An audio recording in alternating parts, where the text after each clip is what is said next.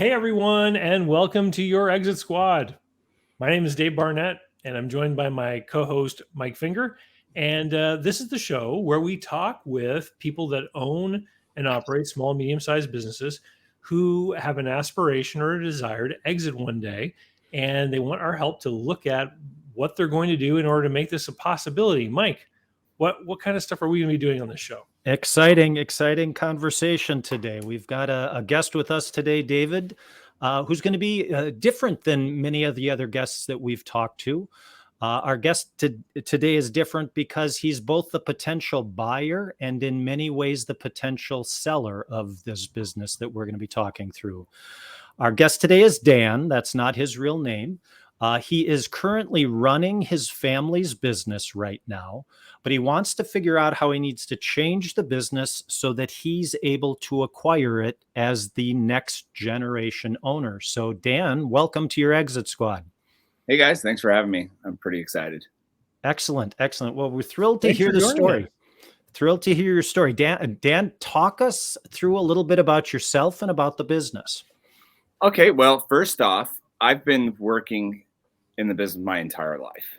As most family business people would know, they're kind of pushed into it. I don't ever remember applying for a job, actually, or even talking about someday working here. It just happened. And it was a good fit. I have siblings. I have a large family, and I'm the only one that really works here. And everyone else is okay with that, which isn't always the case in family businesses. I am fourth generation. My great-grandpa started this business in 1942. It's made multiple transitions since then. And, you know, it's kind of amazing that we're here. I don't think my great-grandfather would have ever thought we'd still be around doing almost the same exact thing in the same exact location.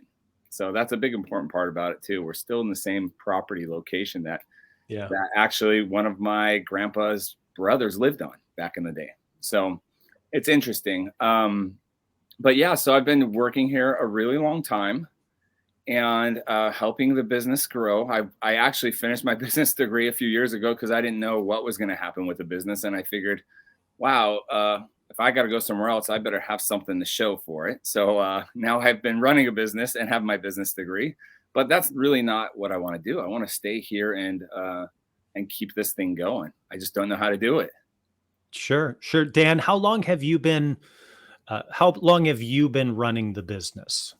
I would say probably the last 5 years my role has really taken over, where it's my dad and my grandpa's cousin are partners right now. So that's the dynamic. Ages 84 and 68. And they've kind of just given nothing's been actually titled or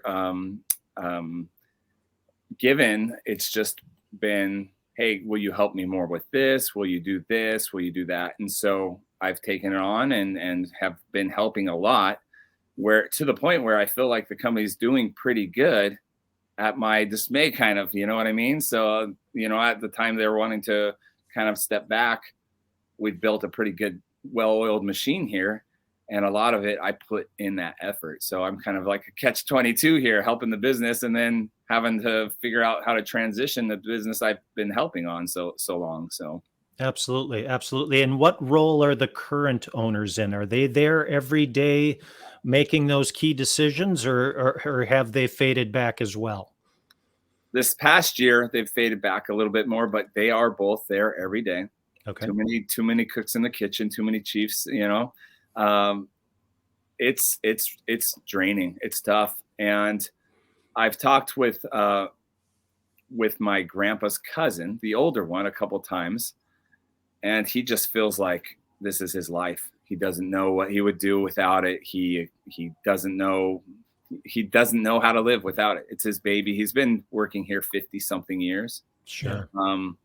And he was actually he recently had still had his commercial driver's license, but they actually finally said they couldn't have it anymore, medical certificate. And he was just almost in tears because it was like taking his man card away. He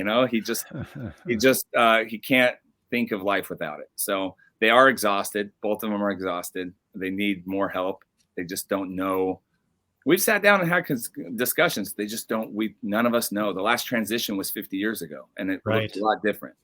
So yeah, that's exactly what my next question was going to be. This is a topic that you're actively talking about as a group. Yes. I've had a couple business coaches talk with us. We've sat down with a mediator and kind of discussed options of how an exit would look. We've tried to build roadmaps of what's the next step, but it's just, to be honest, we've been short-staffed for a really, really long time, and we've just been wearing many hats.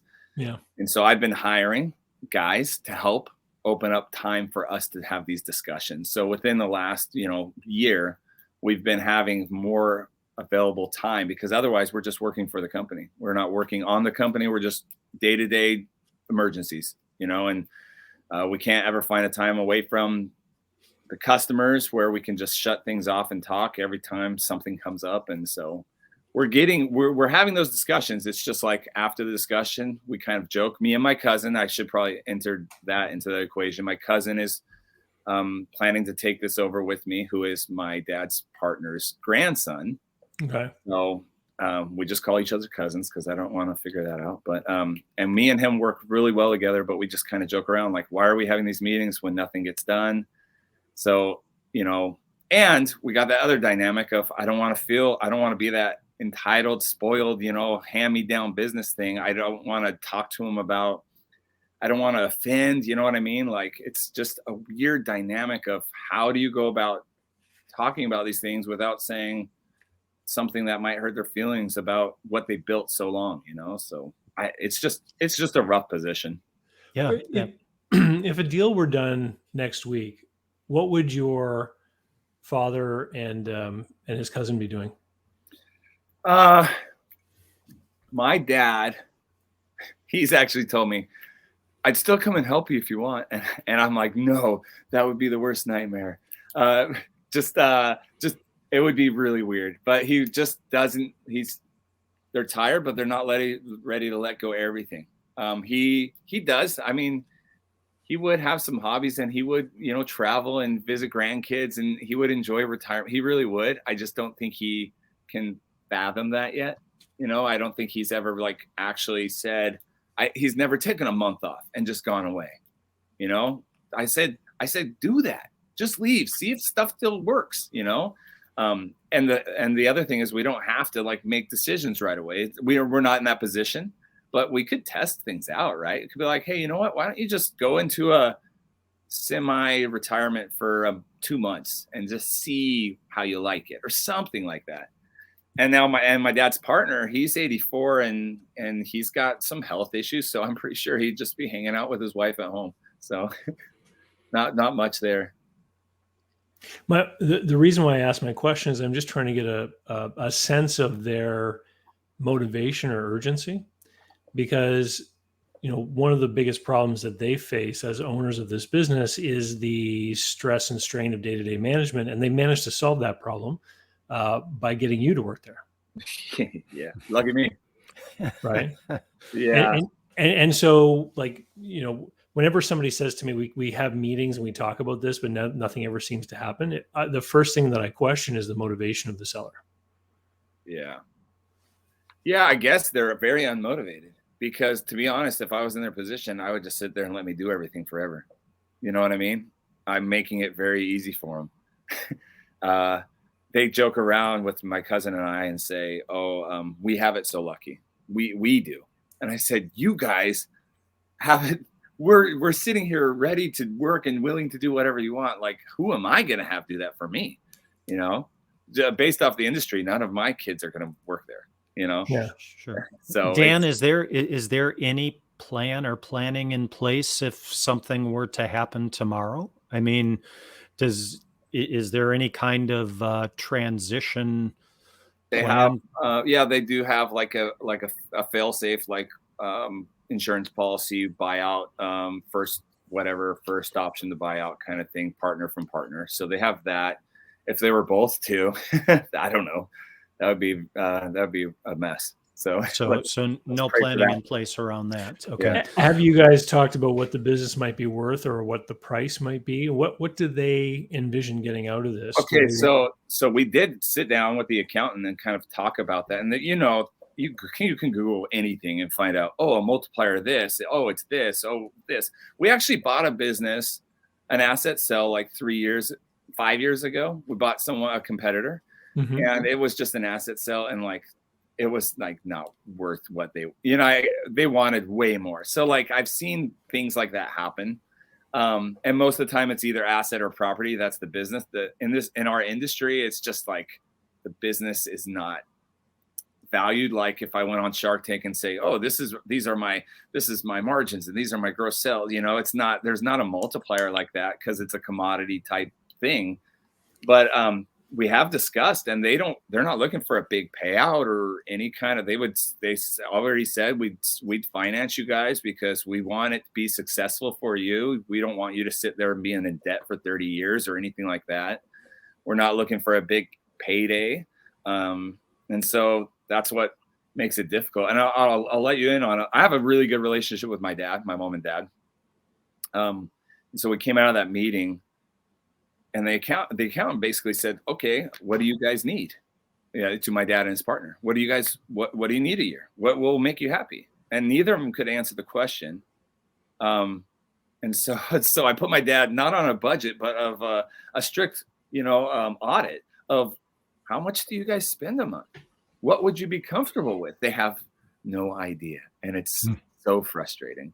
So we're on day 25 of that. So I'm wait 6 more days, and then I'll figure out what that number is.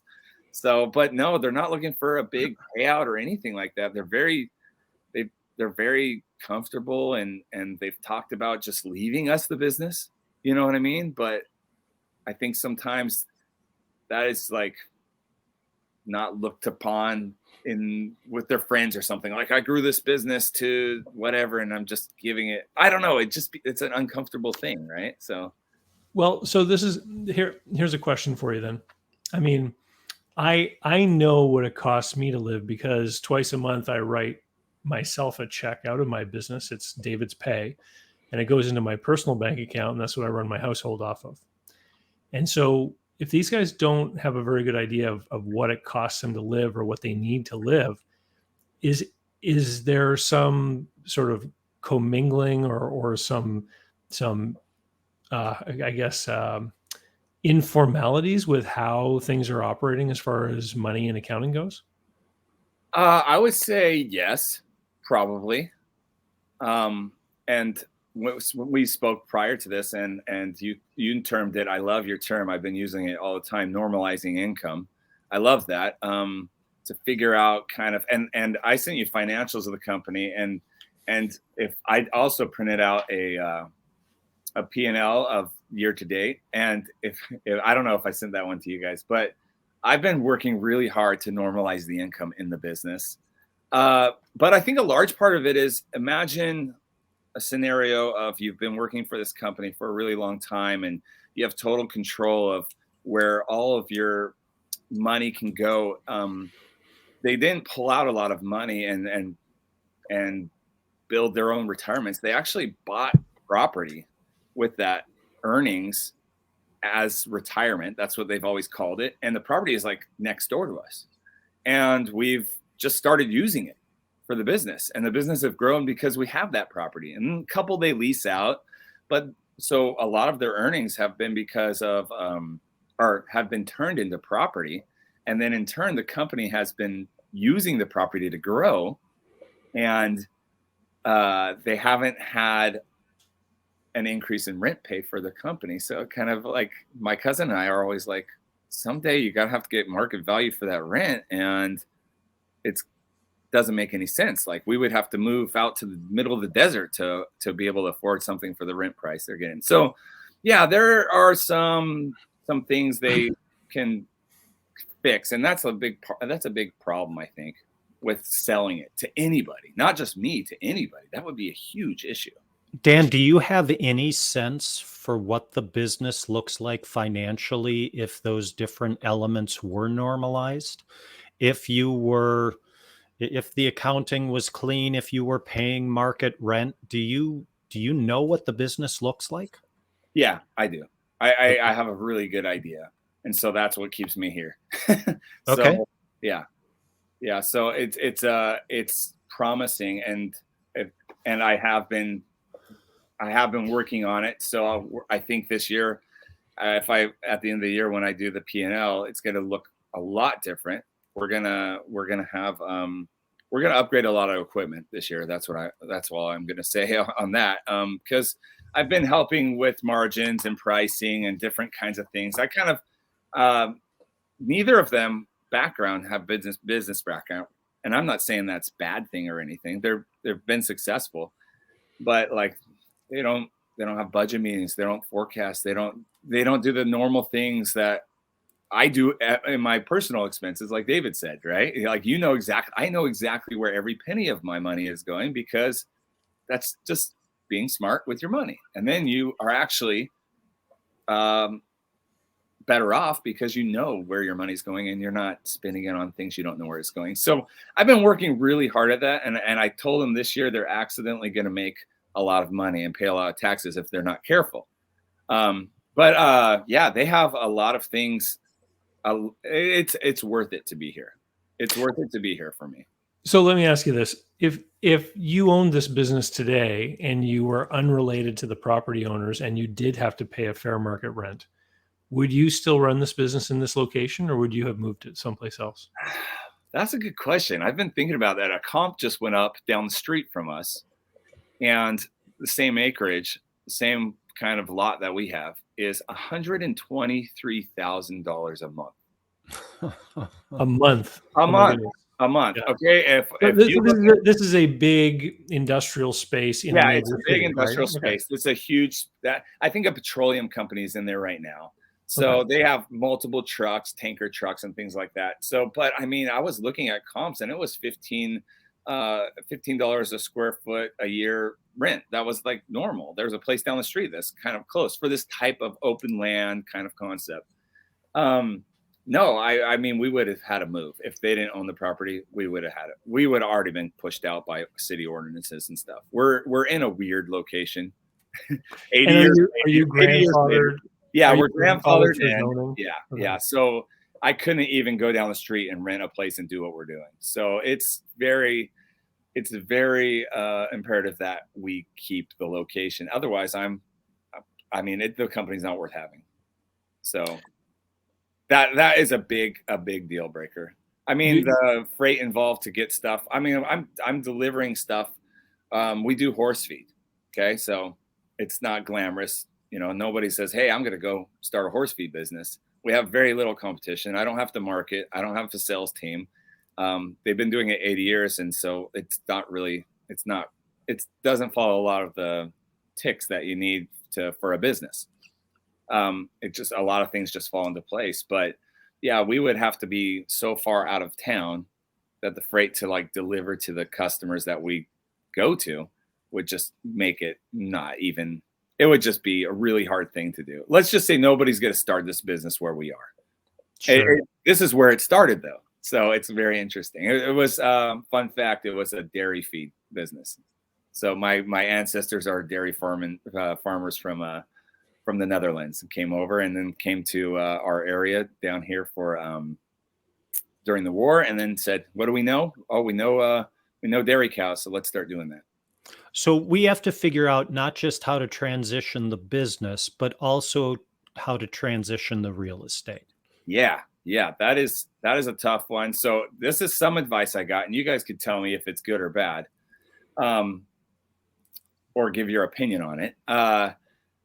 The owners, my dad and his partner, have acquired the properties personally that the company runs on, and they are the landlords. And so that would be, I was watching one of your videos, David, about the hardware store on Main Street kind of thing. And that's the one I commented on, because I was like, wow, this is our dilemma. They could become landlords and just not deal with horse feed at all. You know what I mean? Like, and I asked them, what if someone just came in here and offered you for this property and you know, whatever, market value would be fine.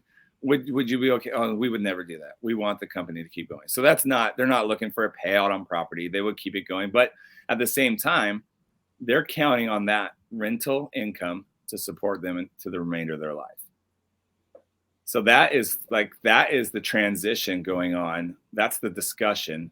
The suggestion we got was to build those properties into another company. And then they would own that company and rent out to our company. So that was like the suggestion, is kind of get all that property in its own LLC or corporation, and then become basically a commercial property management company. So it's currently held under the same company. It's not. It's currently personally owned by the individuals. Yeah. Okay. Their own names. Yeah. And so if I think we asked you a few minutes ago, if this business was paying fair market rent and all the other accounting issues were addressed, it would be a money maker. You could afford to pay that rent. Yes, it would be. They just have something against showing income. I don't know why. Old people have a problem with showing money. So they don't want it. They don't need it. So they're just like, oh, just pay me whatever. The accountant has told us for years, this needs to be fair market. It's not. It's not at all. I mean, I sent you over our rent costs. Yeah. So they just don't want to personally have to declare that rent income. Is that? I think that's the whole thing. Yeah. And I don't know why. I don't know the reasoning. I don't know. I have no idea. I can't get it out of them. I think my dad would be fine. He's 68. He's like, sure. He can't even qualify for a home in our city because of his income to debt ratio. He can't. I mean, he owns this pretty good sized company and he can't qualify because they don't show that they make enough money. And he could easily change that by paying a fair market rent and taking that in, but they haven't. So I don't know why. And is it, you alluded to this a little bit before, are you able to have that conversation with them? Do they definitely engage that topic? Yeah. I've actually I step back, when I was just thinking about talking with you guys today, I step back and I look and I say, wow, I have really come a long way. I really do. So I don't get so frustrated. I used to get so frustrated. And that was a big reason I went back to school, because I was leaving. I was gone. I was done. I couldn't handle it anymore. Nothing was changing. And I just finally said, I looked at everything. I figured everything out, like you said. And it makes sense to stay here. So I'm trying to work on this thing. Not make it look too good, because I want to buy it, right? But I want to make it a good company. I want to make it a legitimate, profit showing, contributing to the community. I mean, one of my goals is just to have 25 families supported off our company. I think that would be an awesome thing. Like, it's not a financial numbers thing. I don't want to get huge and, be a millionaire and, have tons of money and buy a yacht. That's not the thing here. Like, this is something my grandpa built 80 years ago. It's got my name on the building. I think it's more of a, like, I don't know if pride's the right word, but like, I think it's more of a, like, I don't know, like, maybe it is, pride for my family, like, kind of deal. So, I've run into this quite a few times, not necessarily amongst sellers, but just amongst people who have various issues and problems in their business, where they're so busy in the day-to-day that they don't want to take the time to go and do the things that are required to actually initiate the changes and make things move. Mike, I'm sure you deal with this a lot, working with business owners who are trying to prepare a business for exit. Oh, absolutely. I mean, there's two things that are calling out to me from what you're describing, Dan. And the first one is the mechanization of that conversation, right? It's that, oh, well, we're too busy to get to this exit conversation today. It gets pushed off 2 days, then 2 weeks, then 2 months. And finding a way to operationalize this conversation in a way that says, every second Tuesday, we go to Bill's Diner, and this is all we talk about. And it's on everyone's calendar, and we do it at 2. That getting to the place where we're actively talking about this. But what I'm really struck by is going back to our introduction, because what most of us and most listeners here might be looking at as a joy and a positive, they know who their buyer is, right? They've got the buyer identified. In reality, that's a big part of what's creating the complication here, because in almost any other environment, the buyer would be coming to the table and saying, here's what I want, here's what I need, here's what my offer is. And I guess my question to you is, have you done that? Me and my cousin got together and we had that conversation, and we offered him a certain amount of money. Okay. For the rest, pretty much, since seller finance, for a monthly kind of payment for the rest of their life, kind of deal, Okay.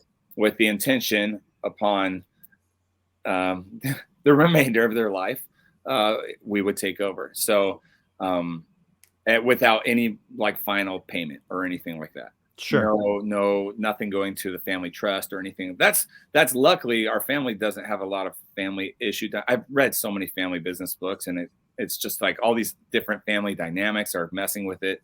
We have really good communication between us, and we're such a far distant family between my dad and his partner, and me and my cousin, who is actually probably my second cousin once removed or something. I don't really know.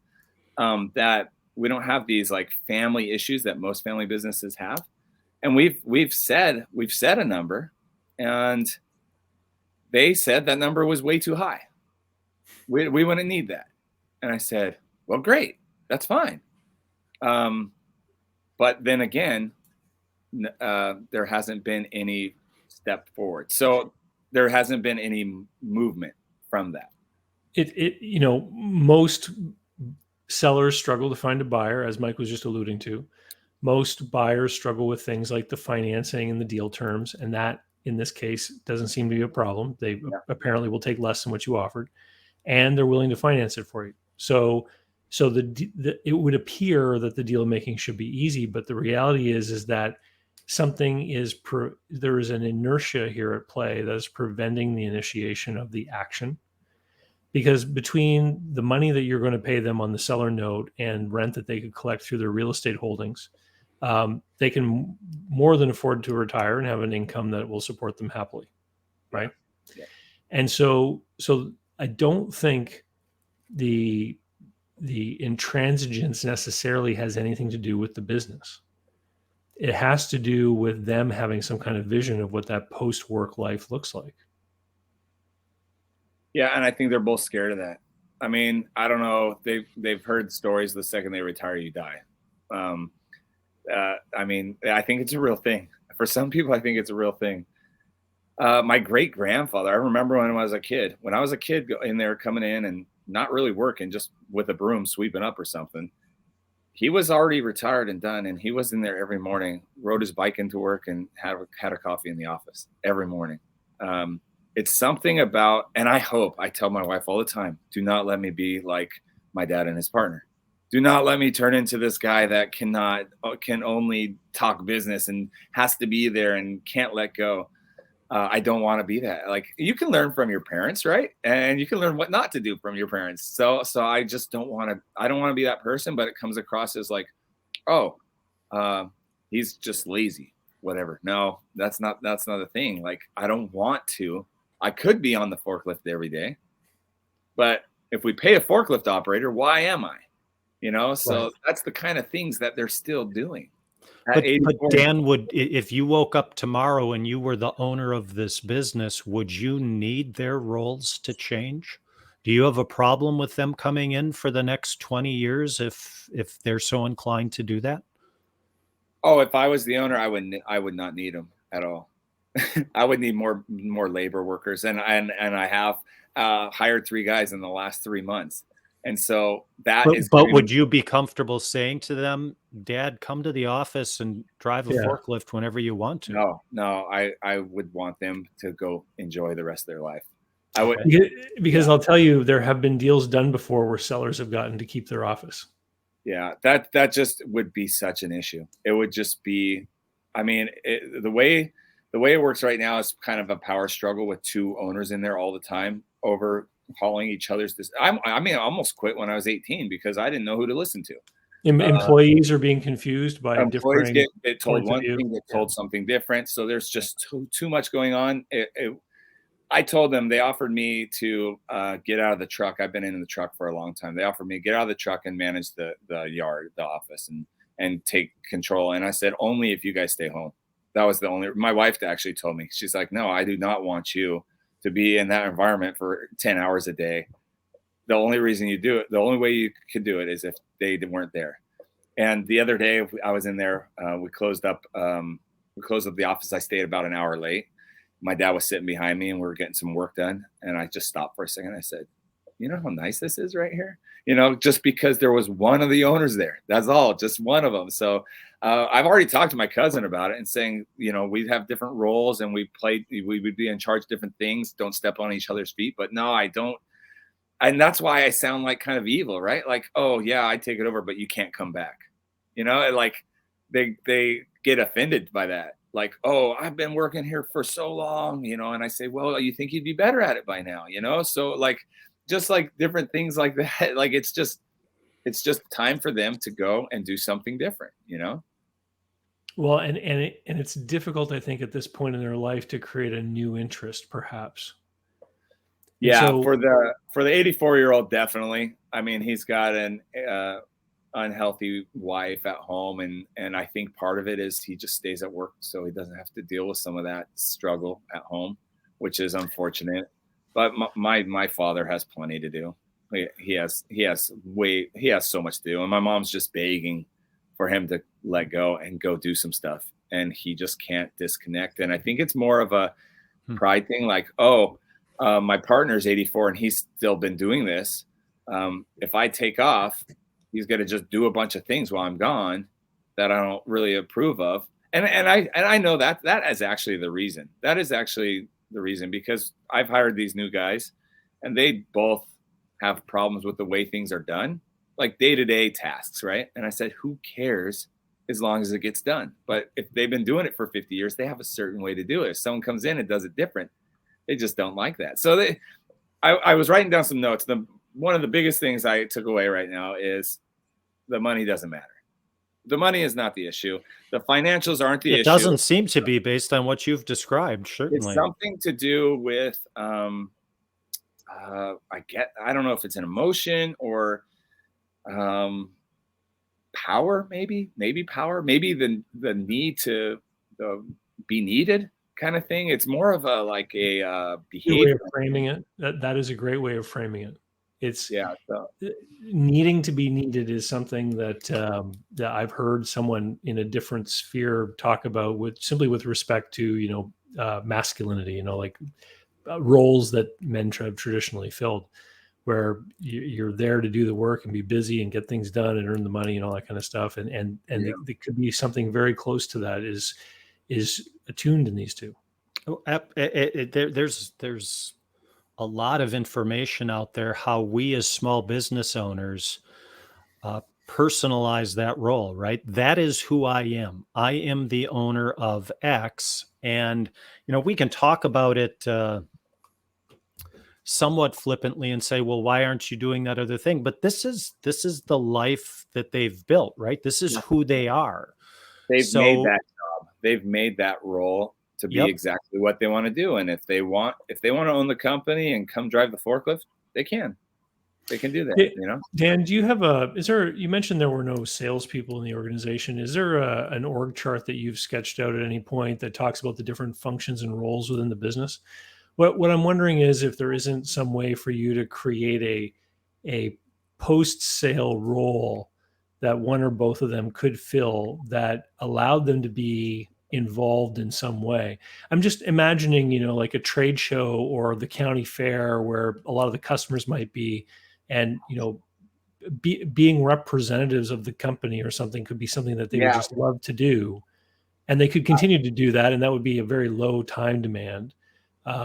Like, are there things that you could do to sort of create these part-time jobs that would Yeah, still that's allow them cool. to have some kind of influence and presence? Yeah, as you were talking about that, I mean, that's totally doable. One of them really enjoys talking to vendors a lot, Hmm. and some of our suppliers and things like that, and actually goes out and visits them, but not as much as he should. Like there's an opportunity for him to get on the road and go talk to people and just communicate and have like a social kind of relationship with some of our vendors and our customers, things like that. Totally, the ball's totally dropped on that aspect of it. So both of them can do it, but I don't know if that's their forte. I don't know if that's what they enjoy doing. They both enjoy doing the day-to-day tasks, and I don't get it, but I think that's just what they know, so they enjoy it. Like for instance, today, so a new customer called in, a referral, and they said, "Oh, Dan's not in the office right now. He will call you back and take care of that." They don't initiate that conversation with new customers. That's not their desire. They don't. If it wasn't for me, the business would have been dead already, because I know that sounds arrogant, right? But like I at the point where I want it to grow. I want it to do good. They're at the point where they're like, we've been doing this a long time, whatever. If I don't get a customer, I don't get a customer. So I was like, I'm out there working my butt off, and they're like, nah, call so and so. We don't want to do it. I'm like, why did you do that? So are you kind of just saying that this business has become their hobby? Yeah, when you don't have budget meetings and you don't have to figure out where financials are and you're very comfortable, you just make decisions based off of feelings and whatever, rather than actually what is the smartest thing to do. Some of the financial stuff I've looked into, I asked, "Why did you do this?" And they're like, "I don't know, I can't remember." You know, It so it it sort of it's it sort of reminds me of some of the business owners I've talked to who happen to be like married to surgeons and stuff, who they're in their business and they're running their business, but really the things they do in their business are not mission critical towards their family's survival. yeah, no, that's exactly explains it. Because That these guys have a lot of wealth. They've got to own all the real estate and they've got money and et cetera. So, I mean, they really could work here every day for the next 5 years and totally screw it up and they wouldn't go hungry or anything. Yeah, no, they're fine, and that's what scares me sometimes. So I kind of I just kind of changed email addresses and kind of taken over things, so I don't have to. I kind of filter through the things, say, "Hey, email this email address," instead of going to my dad because he'll never check his email. Stuff like that. Just they're kind of like they're checked out on a lot of the growth opportunities in the business, and I think it comes from being comfortable. I kind of sometimes wish that they would be uncomfortable in an uncomfortable situation. I hear businesses like, "Oh, I'm struggling to make payroll," or something like that. I kind of wish that would happen. So they'd be like, "Oh my gosh, we got to do this way now." I wish kind of they would kind of feel a little pressure, Yeah. but Sure. you get a So, little bit But soft. Dan, do you know, to that point, what's your clarity? How long are you willing to be in limbo here? yeah, I was just about that. Yeah. Good Well, question.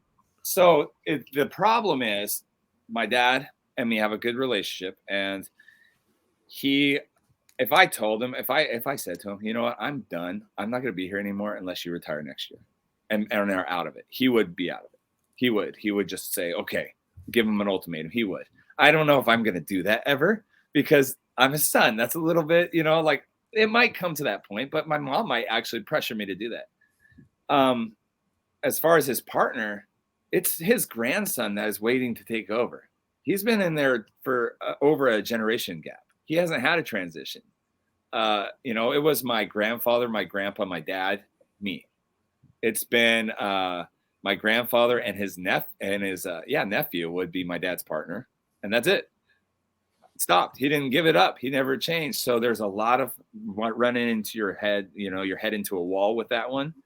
And so a lot of it has been like, "Dan, give it one more year, give it 5 more years." It's just like, it's always been like, let's just take care of it when he's done, rather than trying to have a giant explosion in the family kind of thing. It's always been like, Sure. let's wait. I went to business school a long time ago. I started some courses, and I've asked instructors like, how do I do it? And they're like, just hope the business is there when they're ready to retire. And I was Well, like, that's not what I'm so here to do. let's address that a little bit, because the business is their property. Yep. Right. There's really nothing you can say or do to make someone do something with their property. Now, Mhm. people are free to make these decisions, but one of the frustrating things about this kind of scenario that you're in is that you are actually the enabler that allows them to do this, Mhm. Right. because you're taking care of a lot of the things that they don't like to do that are necessary to keep things moving forward.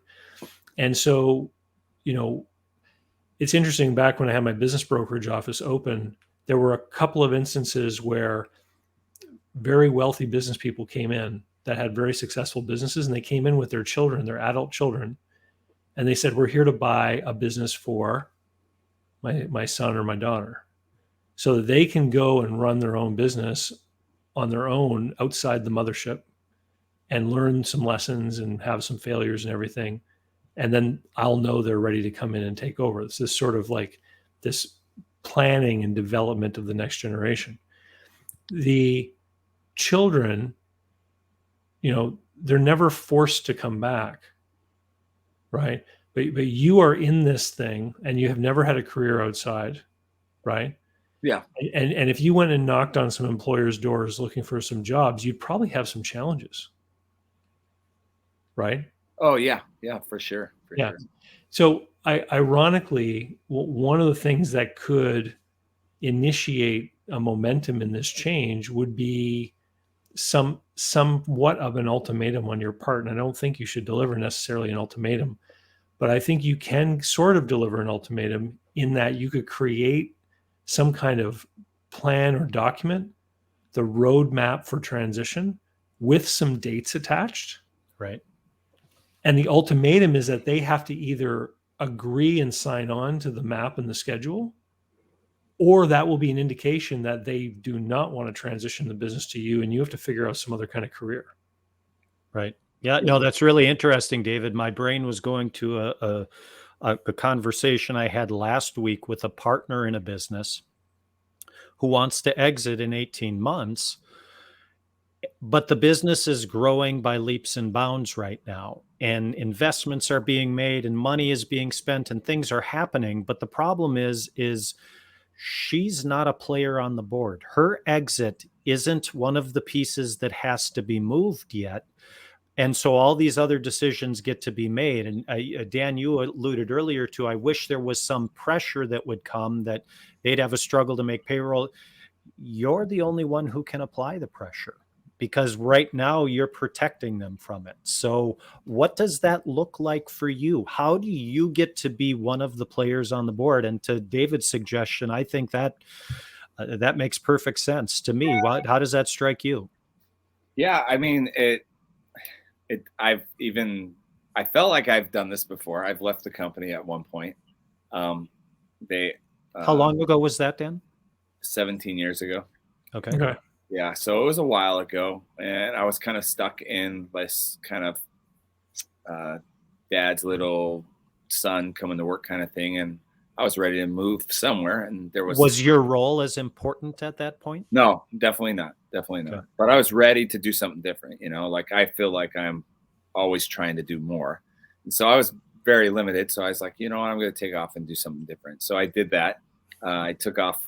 Actually, it's kind of funny, and worked for my uncle for a little bit, who was one of the vendors of the company. So it was a little weird. And then when I got there, all hell broke loose because I found out a lot of other issues.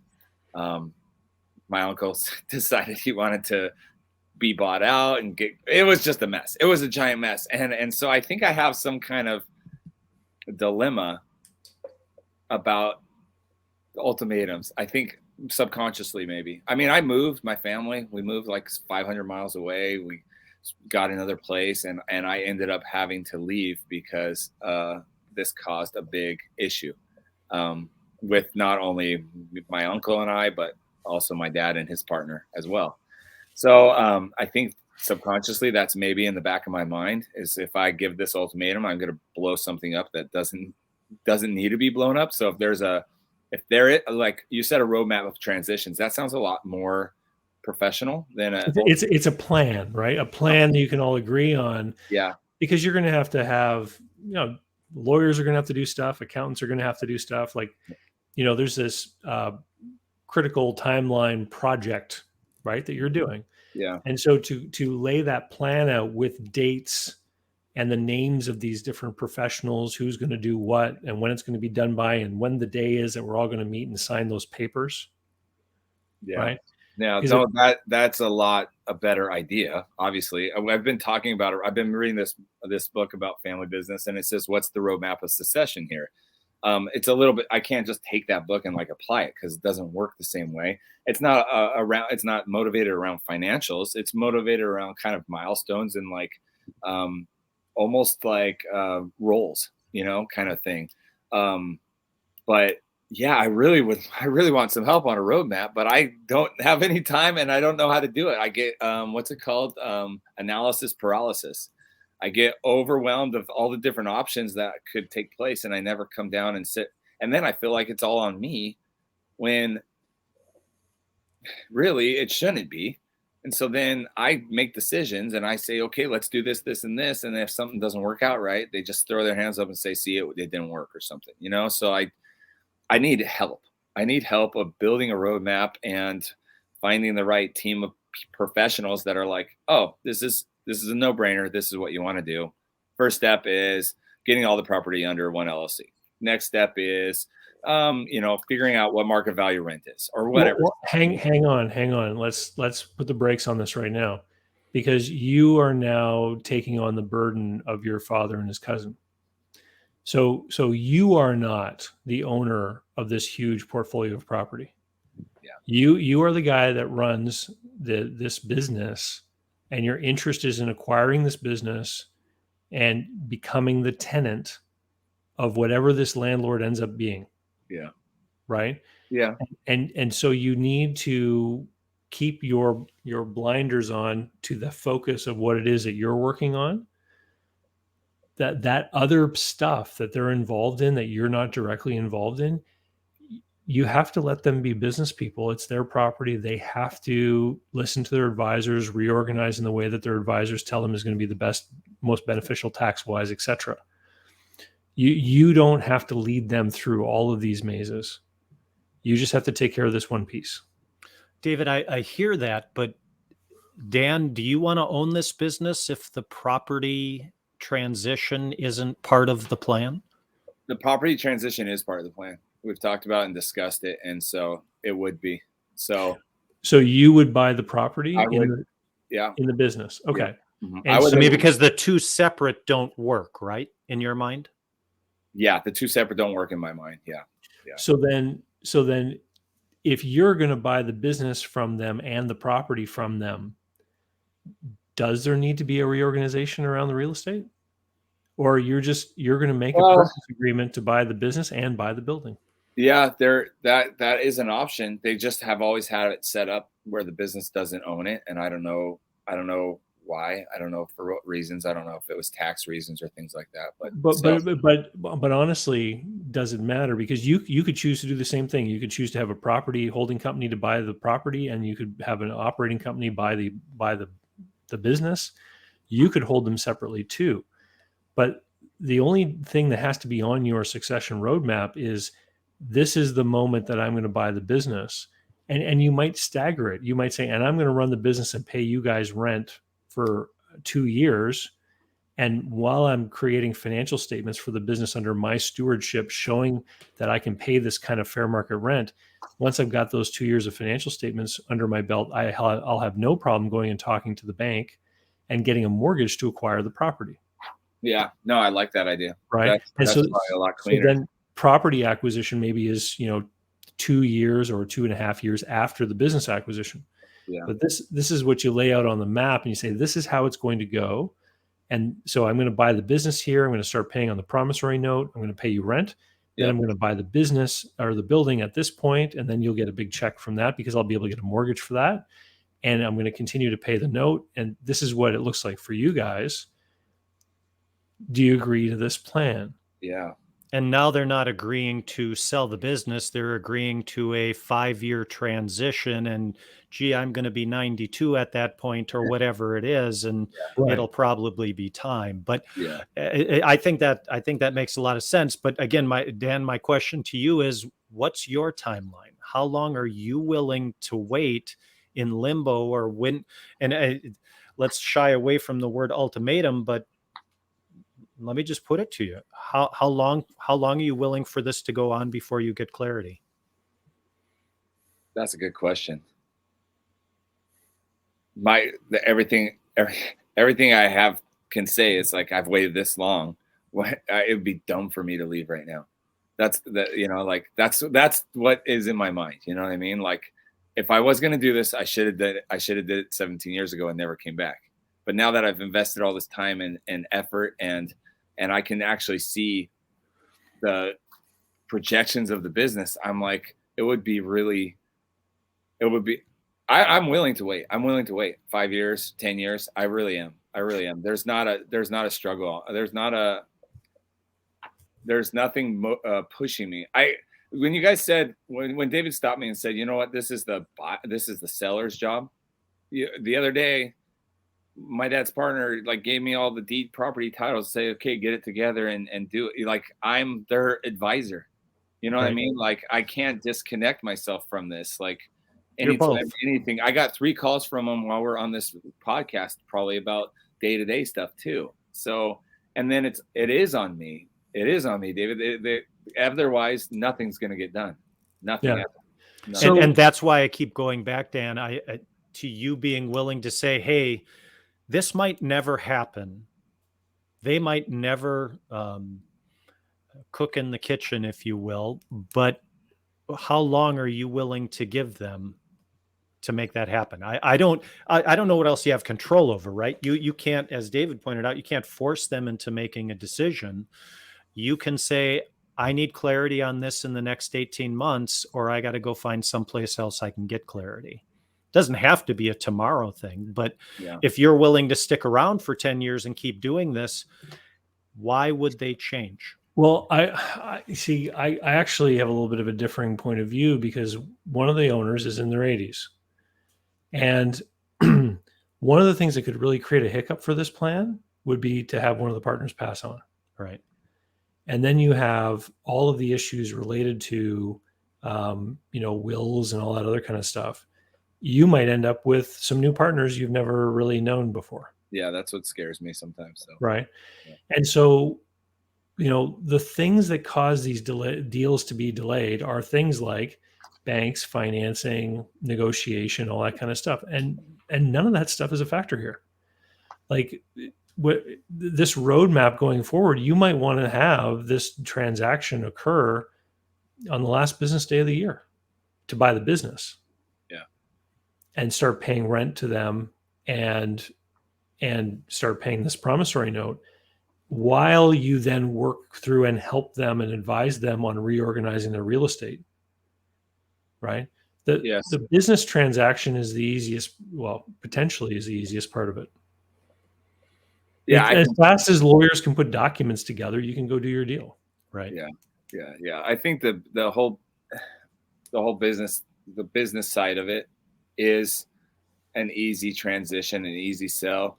And to be honest, I've seen multiple businesses, some of our competitors, some of our sister company kind of things, that some of what they basically do, if they don't have a buyer, like there's one down the street right now, a mom and pop shop kind of thing. They don't have a buyer for it.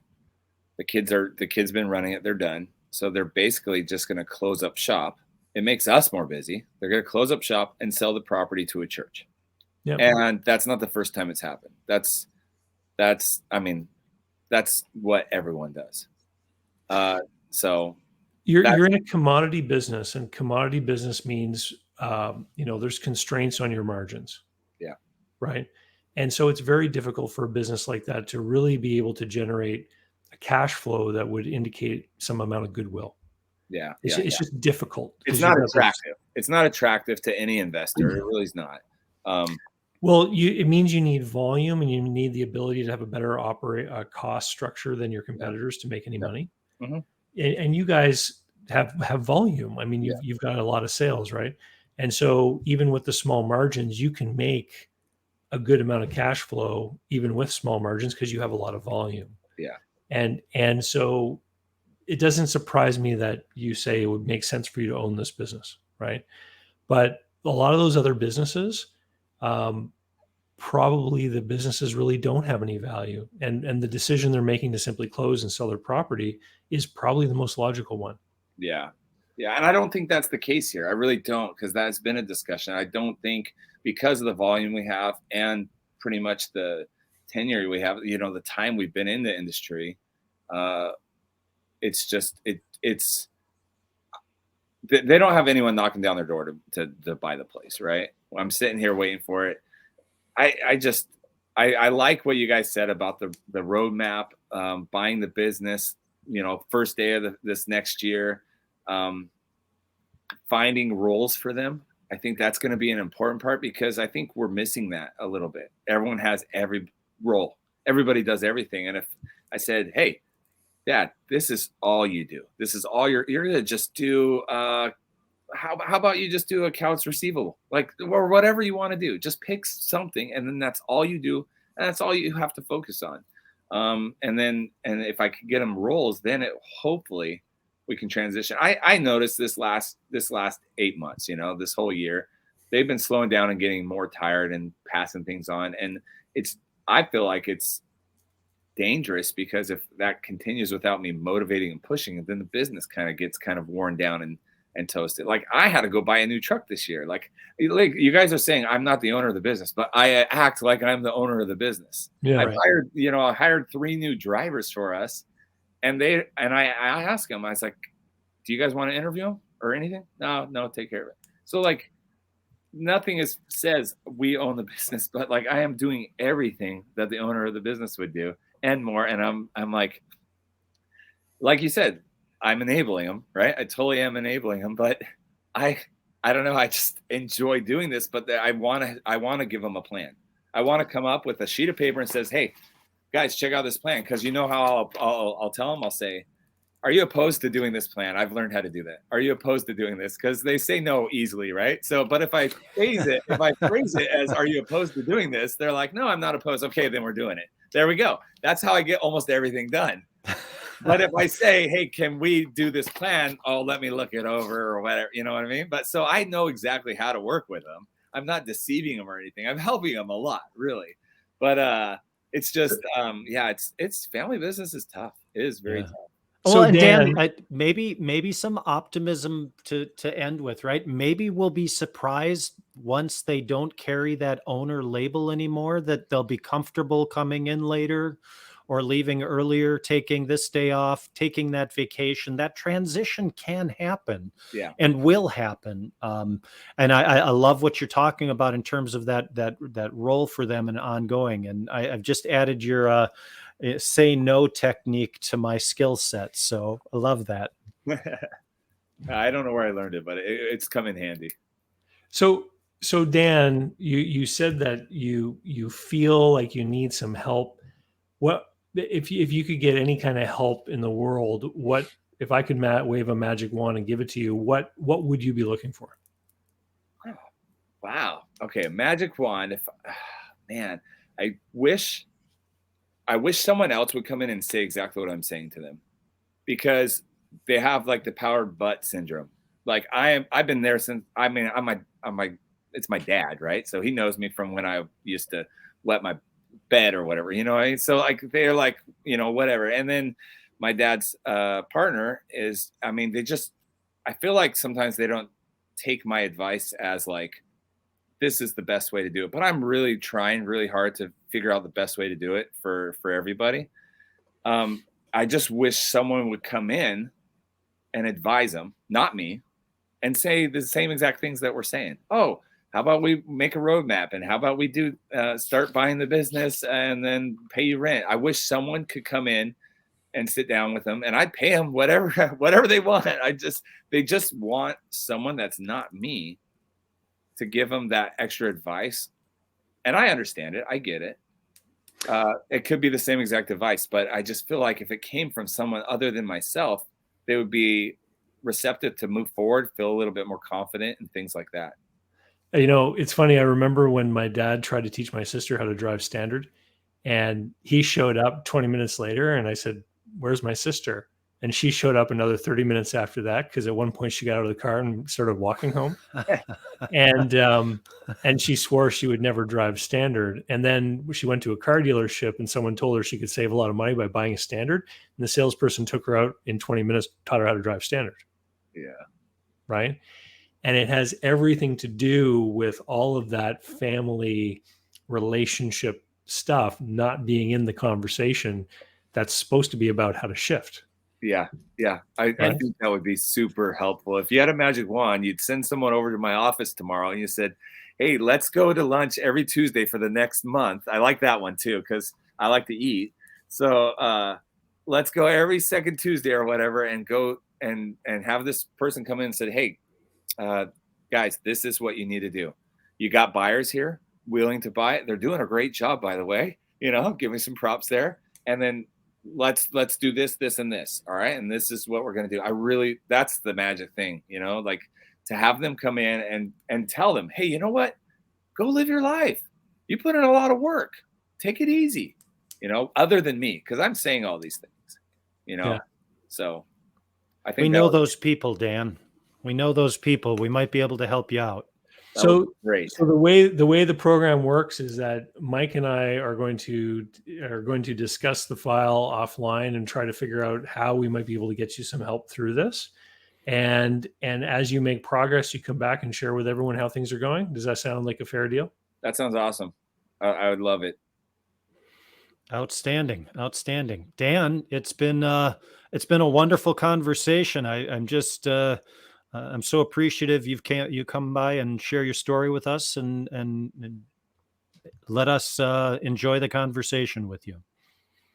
Yeah, thanks for posting all those things you post, because if you guys didn't post it out there, I wouldn't have found. My cousin's actually the one that found your video, David, and we text things back and forth, and I watched it and I just made a comment on the video, and that's how we got connected. So I didn't know you prior to that at all. And so now I'm subscribed and I watch all your guys' stuff, and I think it's really cool. And so I'm just, it's awesome that you guys are taking the time to listen to people and try to help people out. Awesome. Well, I hope that we can be helpful. Great. Very good. Dan, thank you for joining your Exit Squad. Awesome. Thanks, guys. All right. Have a good night, Dan. Good night.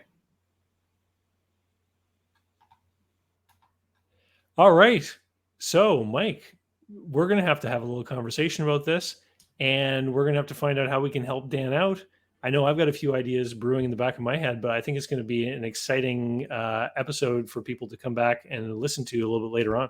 Oh, absolutely. I'm always so intrigued when these things don't go the way I think they will, right? I think I have an understanding of what the issues at play are. And then as the conversation evolves, we see that what's really going on here is. So fabulous conversation. All right. Well, thanks, Mike, for joining me tonight and being my co-host. And to everyone out there who's listening, thanks for tuning in. And we'll see you next time.